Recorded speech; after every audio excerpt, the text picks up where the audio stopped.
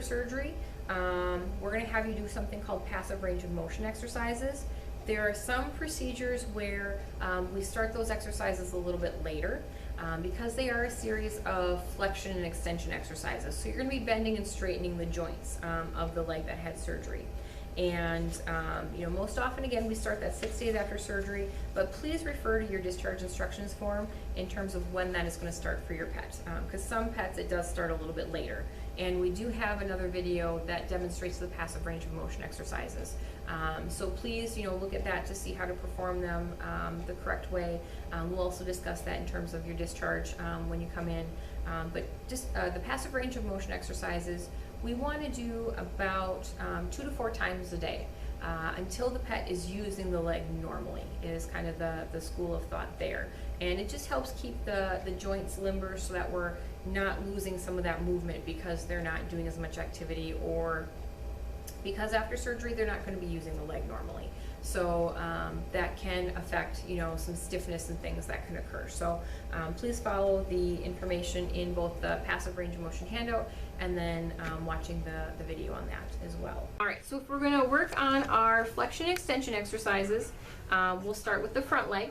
And if we're going to work this one, we're going to work the wrist, the elbow, and the shoulder. Yes, those are the ones we're going to do. Okay, you ready? All right, so extension is just a fancy way of saying straightening. So you're basically just going to take the foot and you're going to bring it forward so that that joint is completely straight and it goes to the stopping point. Flexion means bending, and so you're going to hang onto the foot. I know, you gotta lay down. It's okay. I know this is weird. This is very weird. Stay. Go girl, stay. And you're just going to bring the foot towards the elbow area. So you want it to kind of curve like that. You go as far as your pet will go. If they're fighting you, just go to that stopping point that you can reach. Don't ever force it because we don't want to cause any problems. So when we're doing our flexion extension exercises, we want to do a repetition of about 12 each cycle. And a lot of times we'll have you do 2 cycles. When we're doing the elbow, which is that middle joint here, extension, you're just going to put your hand on the point of the elbow and bring that lower part of the leg backwards. And then when we do flexion, we're going to go the opposite direction. So we're going to bring the wrist area up, and this one you don't like doing very much, I know, kind of up towards the shoulder. So it's going to bend about a 45 on average is usually what we can get, especially if they're not big fans of it.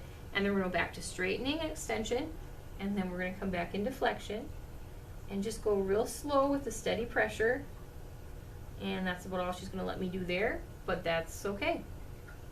And then when we do the shoulder extension, you're going to bring the leg forward, kind of like she's flying like Superman. And then flexion, you're going to bring the elbow up so it comes up to the chest area. And again, we're just going to keep doing our repetitions and go to her stopping point. There we go. And that is range of motion for a front leg.